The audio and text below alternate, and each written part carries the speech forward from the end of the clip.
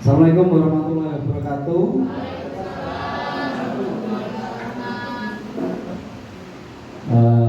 Selamat siang Bapak dan Ibu Guru, mohon maaf mengganggu waktunya sebentar.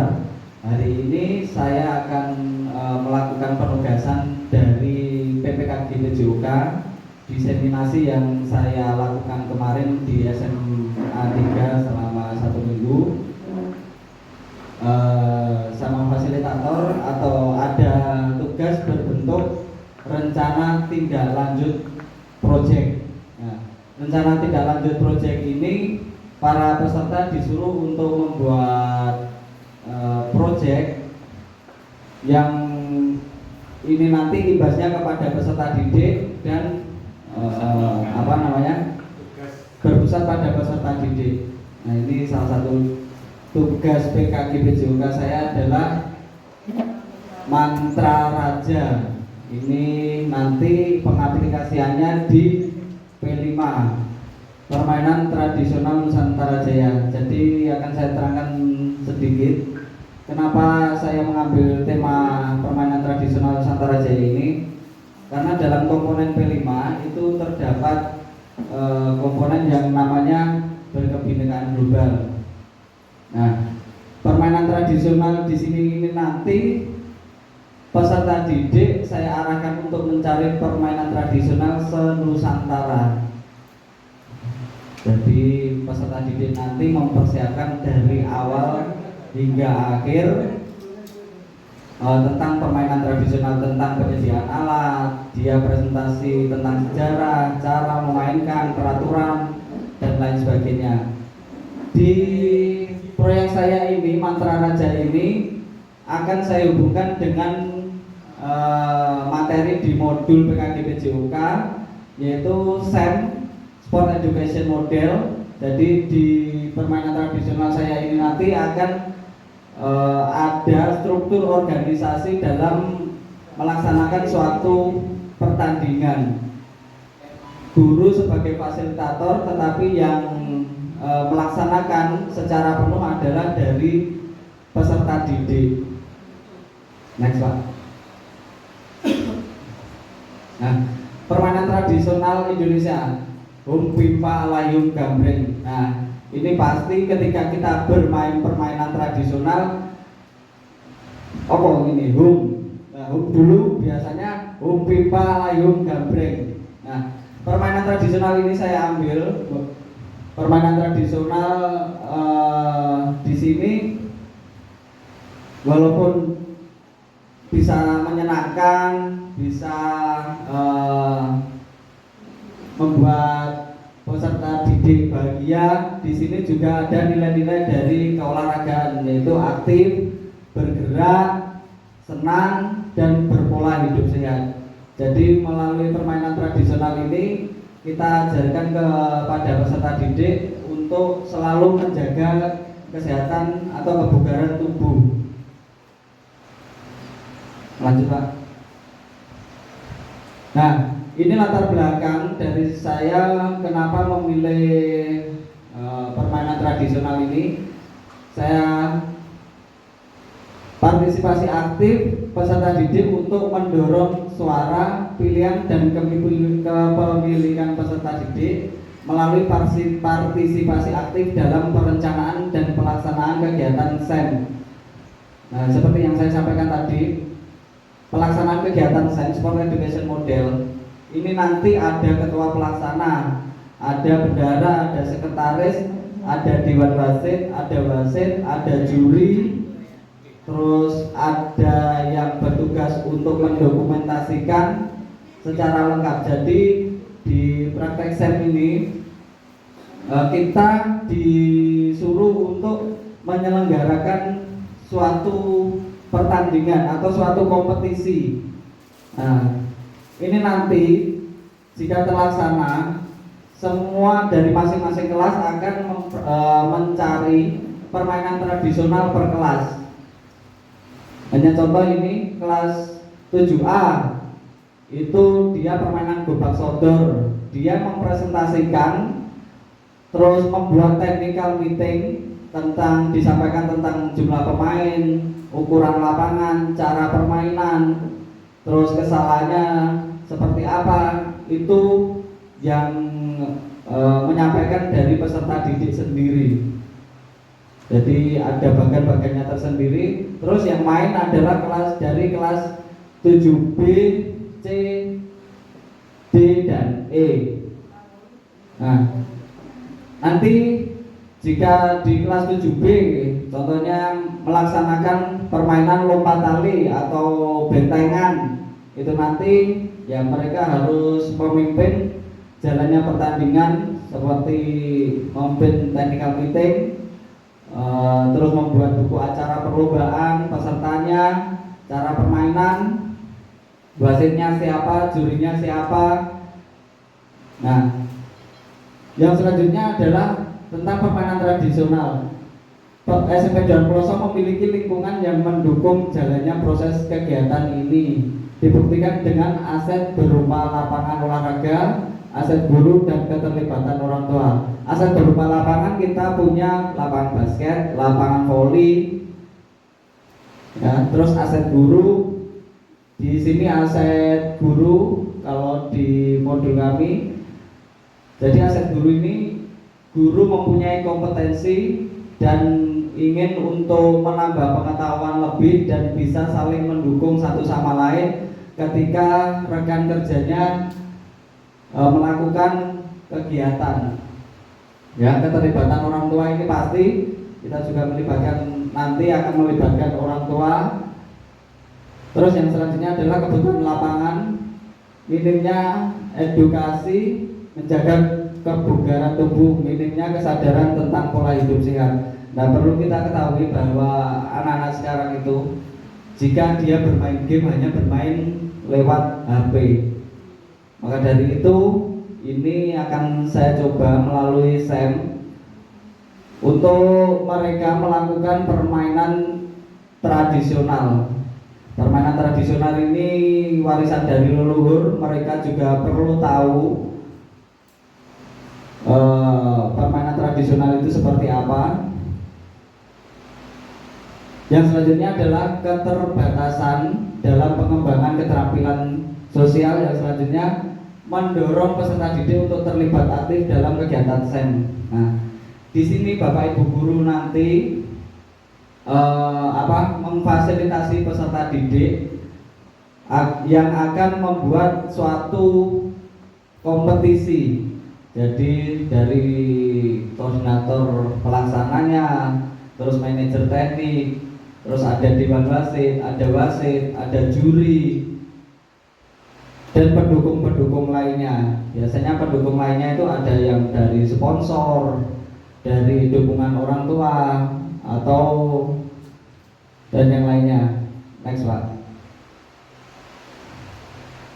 Nah, ini tujuannya, melalui program ini akan menjadi jalan peserta didik lebih mengenal tentang warisan leluhur. Jadi permainan tradisional ini sudah mulai jarang dimainkan. Kalau saya waktu kecil dulu setiap hari bermain permainan tradisional sampai lupa waktu, sampai maghrib, sampai 3 waktu gepuk. Ya. Menjaga kebugaran tubuh dengan cara memainkan atau mempraktekkan permainan tradisional. Nah, permainan tradisional ini untuk kebugaran fisik sebenarnya sangat bagus. Seperti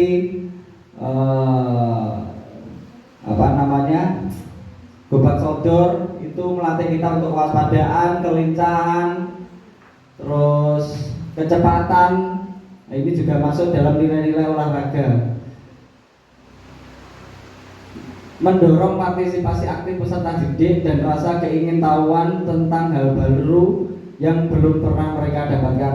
Maka dari itu peserta didik saya suruh untuk mencari permainan tradisional se-Nusantara. Dari situ mereka akan belajar permainan-permainan dari Nusantara, budaya-budaya dari Nusantara dari manapun. Dan itu bisa membentuk rasa keingintahuan. Ya.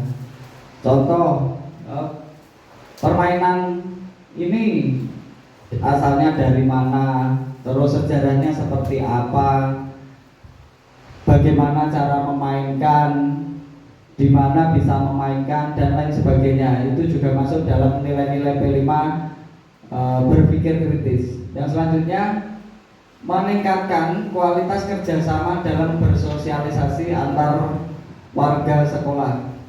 Jadi antara kelas 7, 8, dan 9 melalui permainan tradisional ini bisa berkompetisi dengan baik dan fair play, dengan adil ya. Jadi tidak setelah permainan tradisional mereka malah bermusuhan, tidak. Diharapkan dengan ini tujuannya adalah meningkatkan kerjasama antar angkatan. Seperti pemain bentengan itu kan beregu itu bisa melatih untuk sosial, bekerja sama, partisipasi aktif peserta didik, mengenal nilai-nilai budaya melalui permainan. Nah, mereka bisa tahu akan budaya-budaya di Nusantara ini sangatlah kaya. Bahkan nenek moyang kita menurunkan permainan tradisional untuk anak cucunya kelak. Lagu-lagu juga banyak, lagu-lagu untuk permainan-permainan seperti ini. Permainan tradisional Indonesia bukan hanya memberikan hiburan dan kesenangan, nah ini, tetapi juga melatih berbagai keterampilan seperti strategi, keterampilan fisik, kerjasama, keterampilan sosial. Oleh karena itu, permainan tradisional ini harus tetap dijaga kelestariannya sebagai bagian dari kebudayaan. Nah, saya pernah mempraktekkan permainan tradisional ini. Jadi mereka ketika memainkan permainan tradisional ini, mereka sangat gembira sekali ketika memainkannya. Walaupun akan sedikit teriak-teriak dan lari ke sana kemari, tetapi itu bentuk dari keterampilan fisik dan kerjasama. Bisa jadi ketika bentengan melayu lewat kono, dia carane nyentuh benteng. Nah, next Pak. Nah, ini yang selanjutnya, capaian langkah-langkah dan hasil yang diharapkan untuk tujuan. Memahami tentang pentingnya melakukan permainan tradisional sebagai cara menjaga pola hidup sehat.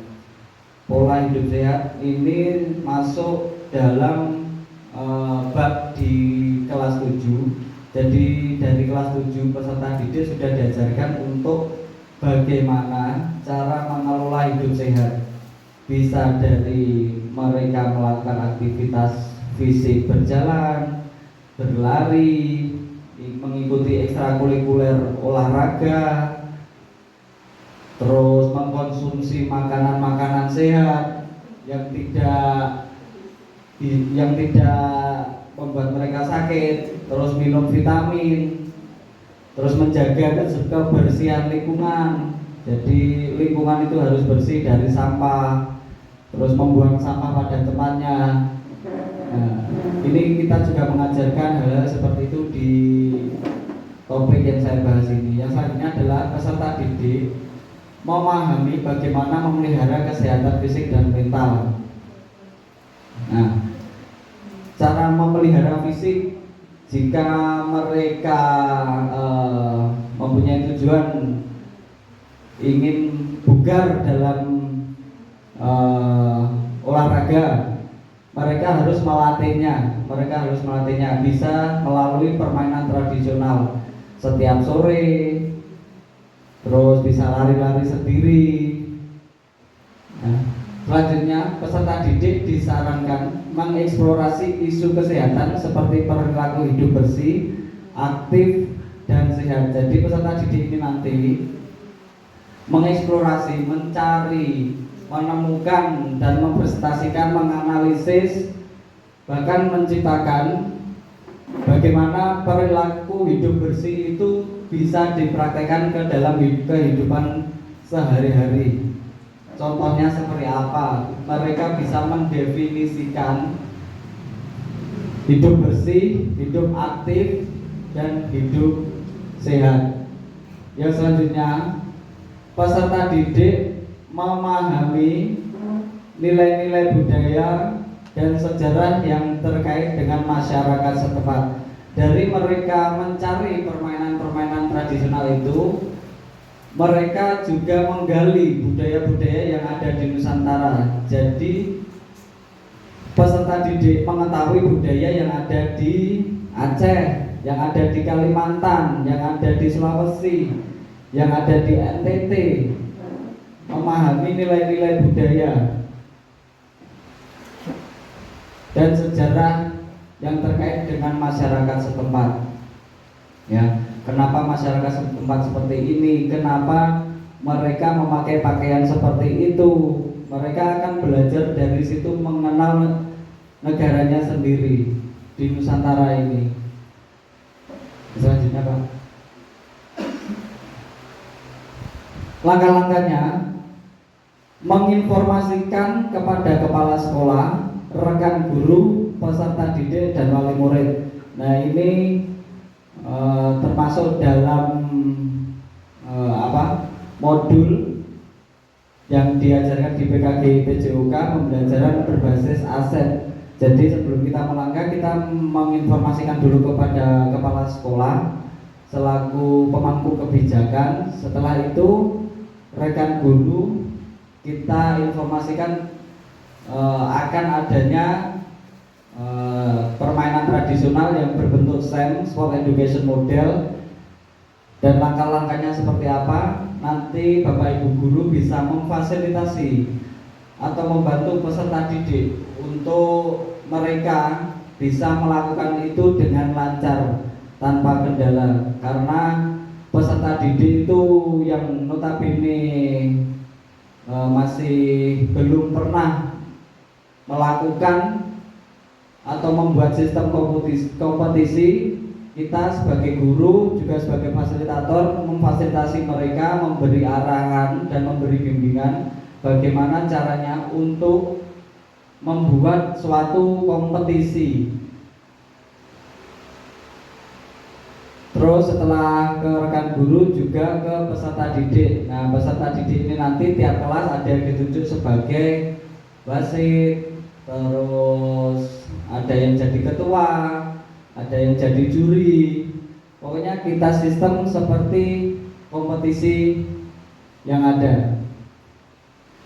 Terus penyampaian kepada wali murid ini kita butuh dukungan untuk mendukung kelancaran jalannya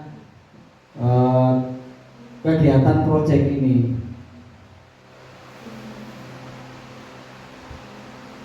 Yang selanjutnya, keterlibatan peserta didik dalam proses melakukan perencanaan sampai praktik proyek SEM, Sport Education Model. Jadi dari awal mereka merencanakan tempatnya di mana, terus jika nanti ada kendala alam seperti hujan atau angin itu seperti apa, mereka harus merancang itu dan memprediksi bagaimana kompetisi itu nanti akan segera dilaksanakan. Kalau biasanya istilahnya ini, kalau mereka melakukan di tempat yang tidak biasanya mereka tinggal, ini biasanya namanya aklimatisasi. Jadi kalau ada atlet dari daerah yang dingin, contohnya Kota Malang, mereka bertanding atau berlomba di Surabaya, mereka seminggu sebelum bertanding atau 2 minggu sebelum berlomba itu mereka di Surabaya terlebih dahulu untuk supaya suhu tubuhnya sama dengan di Surabaya. Jadi mereka perlu penyesuaian terlebih dahulu, itu namanya aklimatisasi. Yang selanjutnya adalah penyusunan rencana kegiatan dan kepengurusan kepanitiaan. Nah, setelah mereka merencanakan terus menyusun kepanitiaan, rencananya seperti apa, mereka akan mempraktekkan proyek permainan tradisional ini kepada teman-temannya. Dari awal sampai akhir ini peserta didik semua yang akan melaksanakan. Guru hanya memfasilitasi, memberi bimbingan. Yang selanjutnya melaksanakan kegiatan Project SEM Mantra Raja, ya, permainan tradisional Nusantara Jaya. Yang selanjutnya melakukan evaluasi kegiatan. Evaluasi ini akan dilakukan secara menyeluruh. Nah, evaluasi ini akan dilakukan oleh siswa, oleh Bapak Ibu guru, kurangnya di mana, terus mana yang perlu diperbaiki. Ini kalau di dalam modul ada yang namanya framework, ada 4C, ada 4F, terus model topi. Nah, selanjutnya Pak. Nah, ini struktur programnya. Tingkat satuan pendidikan di SMP Negeri 2 Ploso kelas 8, temanya bangunlah jiwa dan raganya, topik mantra raja, permainan tradisional Nusantara Jaya. Total waktunya 3 bulan. Nah, 3 bulan ini mulai dari mereka mempersiapkan, terus memimpin technical meeting, terus mereka simulasi permainan tradisional mereka yang akan dipraktekkan itu seperti apa. Mereka akan simulasikan dan membuat video. Membuat video itu nanti bisa ditampilkan pada saat technical meeting. Nah, dimensi profil pelajar Pancasilanya: berkebinekaan global, bergotong royong, kreatif, terus bernalar kritis. Elemen atau subelemennya mendeskripsikan pembentukan identitas dirinya dan kelompok, juga menganalisis bagaimana menjadi anggota kelompok sosial di tingkat lokal, regional, nasional, dan global. Nah, mereka pembentukan identitas dirinya dan kelompok, dia juga di kelasnya membuat kelompok itu tadi untuk mempresentasikan. Yang selanjutnya menghargai keunikan setiap budaya sebagai sebuah kekayaan perspektif sehingga terbangun kesalingpahaman dan empati terhadap sesama. Nah, ini di komponen berkebinekaan global, terbangun kesalingpahaman dan empati terhadap sesama. Jadi mereka tidak saling mencaci atau saling mengolok-olok jika berbeda dengan mereka. Kebudayaan kita berbeda dengan mereka. Jadi kita membelajarkan peserta didik untuk saling menghargai orang lain. Yang selanjutnya, kemampuan untuk bekerja bersama dengan orang lain disertai perasaan senang ketika berada di sana. Nah, dalam hal ini ketika mereka membuat struktur program kepanitiaan, itu mereka senang melakukannya. Ya, jadi karena rasa ingin tahu, karena mereka juga seorang pembelajar, jadi mereka didorong untuk perasaan senang ketika berada bersama, ketika berkumpul, berbicara tentang program, terus berbicara tentang bagaimana nanti pelaksanaannya. Itu mereka melakukannya dengan senang dan tidak ada yang merasa, wah aku kok dikai tugas ini kok abot, wah aku dikai tugas kayak kok enteng, wah kok abot. Nah, tidak ada perasaan seperti itu. Mengambil keputusan dengan tepat berdasarkan informasi dari berbagai sumber yang relevan dan akurat. Jadi walaupun mereka mengambil referensi dari internet, mereka bisa meyakinkan bahwa sumber yang mereka dapatkan itu sumber yang akurat dan bisa dipertanggungjawabkan. Ini juga mengantisipasi kabar-kabar hoax atau kabar-kabar yang belum tentu kebenarannya. Jadi dalam hal ini guru juga memfasilitasi bahwa apakah ini benar permainan dari sini. Nah, walaupun sumbernya nanti bisa dari internet, bisa dari buku, bisa dari sosial media. Yang selanjutnya menghasilkan karya dan melakukan tindakan didorong oleh minat dan kesukaannya pada suatu hal, emosi yang ia rasakan, sampai dengan mempertimbangkan dampak terhadap lingkungan sekitarnya. Tujuan pembelajarannya mengembangkan keterampilan permainan tradisional, kerjasama tim, dan sportivitas. Jadi ketika melakukan permainan tradisional, mereka juga harus menjaga sportivitas, tidak mengganggu yang lain. Terus ketika kalah mereka menerima kekalahan, dan yang menang tidak mengejek yang kalah. Nah, itu harus ditanamkan sikap-sikap sportivitas. Nah, kerjasama tim ini juga sangat penting. Jadi ketika di lapangan itu nanti biasanya kalau kerjasama tim ini belum terbentuk itu nanti akan udur-uduran. Jadi di waktu 3 bulan itu mereka harus membangun kerjasama yang baik, membangun chemistry yang baik, supaya pada saat pelaksanaan mereka tidak bingung dan tidak udur-uduran. Pembagian peran guru PJOK. Guru PJOK ini bertugas untuk menginformasikan bahwa proyek yang akan dilaksanakan ini akan terlaksana dengan baik. Di sini guru PJOK juga mengajak guru TIK. Guru TIK ini diajak untuk mengajarkan kepada peserta didik bagaimana caranya pengambilan video, bagaimana cara mengedit video, bagaimana pengambilan gambar, bagaimana cara syuting atau mereka presentasi di depan kamera supaya tidak gugup dan lancar. Seperti apa? IPS, guru IPS.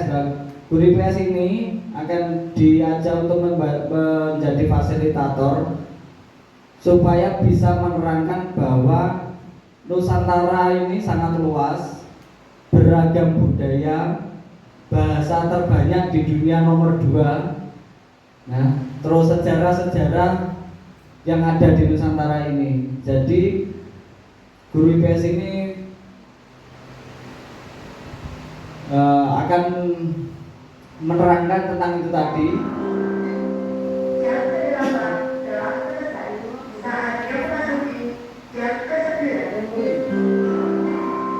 Yang selanjutnya adalah guru bahasa Indonesia. Guru bahasa Indonesia ini nanti akan menjadi fasilitator juga karena pembuatan laporan dari tiap-tiap kelas, dari tiap-tiap kepanitiaan, untuk menerangkan kepada mereka bagaimana cara membuat laporan dari judul, latar belakang, kata pengantar, tujuan, daftar isi, dan lain sebagainya. Penataan kalimatnya itu yang bertugas adalah guru bahasa Indonesia. Jadi di sini kita saling berbagi kolaborasi antara keempat guru yang ada di slide itu sebagai fasilitator. Nah, di sini guru PJOK, TIK, IPS, dan bahasa Indonesia ini nanti akan membimbing peserta didik dari awal hingga akhir, dari awal perencanaan program sampai dengan evaluasi program. Nah, aset atau kekuatan sekolah yang digunakan, aset manusia, aset sosial, fisik, politik, dan finansial. Selanjutnya,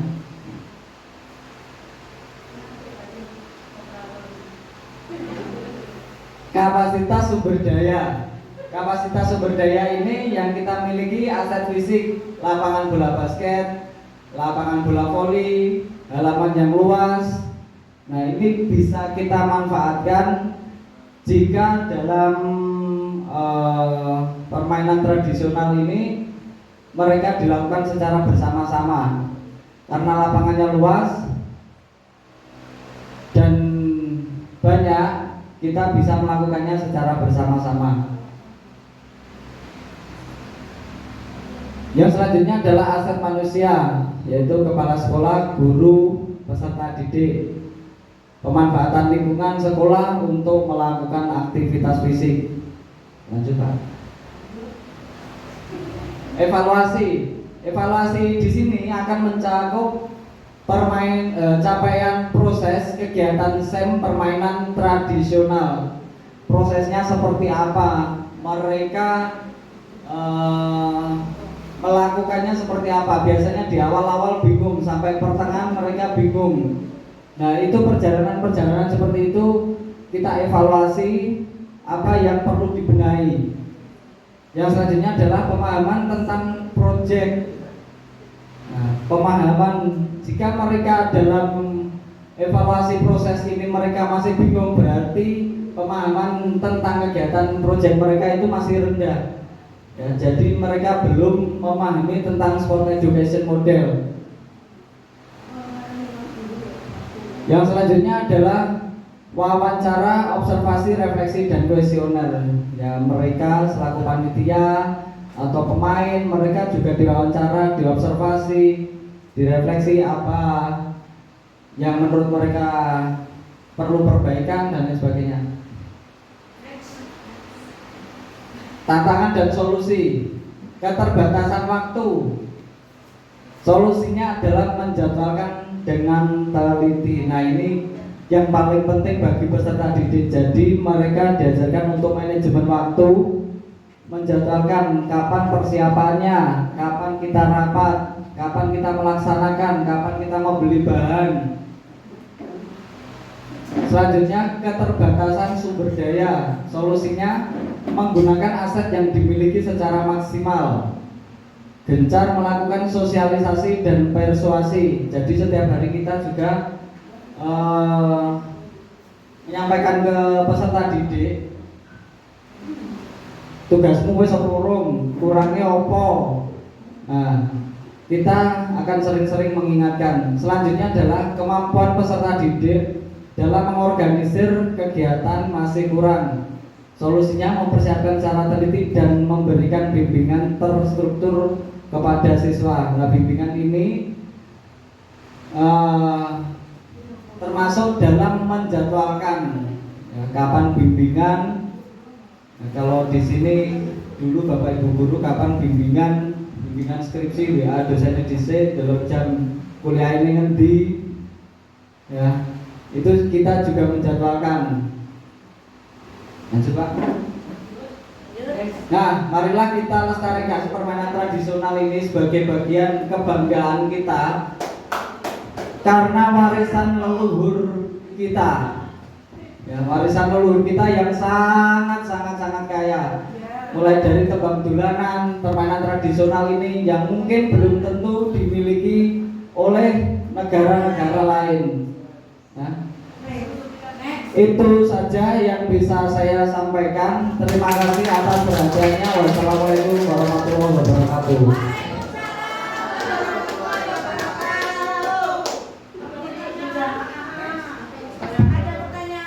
Kalau ada pertanyaan monggo. Usulan, saran monggo. Nggih.